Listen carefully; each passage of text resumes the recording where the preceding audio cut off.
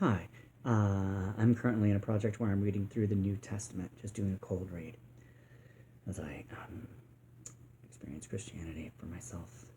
And I'm now at Matthew chapter 22. The parable of the wedding feast.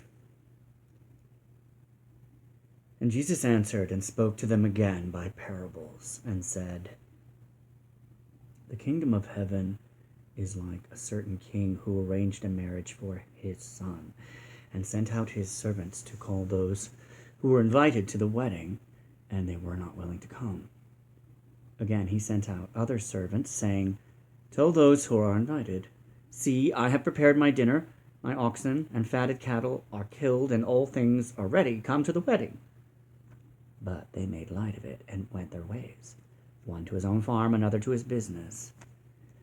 And the rest seized his servants, treated them spitefully, and killed them. But when the king heard about it, he was furious, and he sent out his armies, destroyed those murderers, and burned up their cities. Then he said to his servants, 'The wedding is ready, but those who were invited were not worthy. Therefore go into the highways, and as many as you find, invite to the wedding.' So these servants went out into the highways, and gathered together all whom they found, both bad and good. And the wedding hall was filled with guests. But when the king came in to see the guests, he saw a man there who did not have on a wedding garment. So he said to him, 'Friend, how did you come in here without a wedding garment?' And he was speechless. Then the king said to the servants, 'Bind him hand and foot, take him away, and cast him into outer darkness. There will be weeping and gnashing of teeth. For many are called, but few are chosen.' The Pharisees, is it lawful to pay taxes to Caesar?" Then the Pharisees went and plotted how they might entangle him in his talk. And they sent to him their disciples with the Herodians, saying, "Teacher, we know that you are true and teach the way of God in truth. Nor do you care about anyone, for you do not regard the person of men. Therefore, tell us, therefore, what do you think? Is it lawful to pay taxes to Caesar or not?" But Jesus perceived their wickedness, and said, "Why do you test me, you hypocrites? Show me the tax money." So they brought him a denarius, and he said to them, "Whose image and inscription is this?" They said to him, "Caesar's."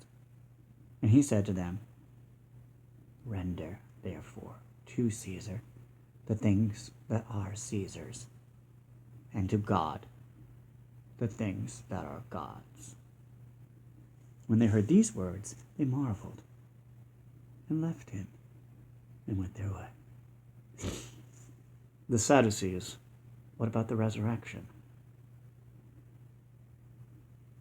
The same day the Sadducees, who say there is no resurrection, came to him and asked him, saying, "Teacher, Moses said that if a man dies having no children, his brother shall marry his wife and raise up offspring for his brother. Now, there were with us 7 brothers. The first died after he had married, and having no offspring, left his wife to his brother. Likewise the second also, and the third, even to the 7th. Last of all, the woman died also. Therefore, in the resurrection, whose wife of the 7 will she be? For they all had her." Jesus answered and said to them, "You are mistaken, not knowing the scriptures nor the power of God. For in the resurrection they neither marry nor are given in marriage, but are like angels of God in heaven. But concerning the resurrection of the dead, have you not read what was spoken to you by God, saying, 'I am God of Abraham, the God of Isaac, and the God of Jacob'? God is not the God of the dead, but of the living." And when the multitudes heard this, they were astonished at his teachings. The scribes, which is the first commandment of all? But when the Pharisees heard that he had silenced the Sadducees, they gathered together.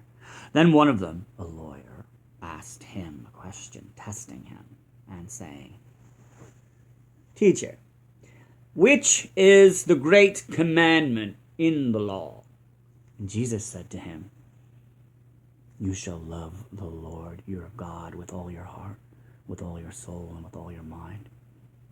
This is the first and great commandment. And the second, if you like it, you shall love your neighbor as yourself. On these two commandments hang all the law and the prophets." Jesus, how can David call his descendant Lord? While the Pharisees were gathered together, Jesus asked them, saying, "What do you think about the Christ? Whose son is he?" They said to him, "The son of David." He said to them, "How then does David in the Spirit call him Lord, saying, 'The Lord said to my Lord, sit at my right till I make your enemies your footstool'? If David then calls him Lord, how is he his son?" And no one was able to answer him a word. No one was able to answer him a word. Nor from that day on did anyone dare question him anymore. And that is the end of Matthew chapter 22. So thank you very much for joining me. Thank you.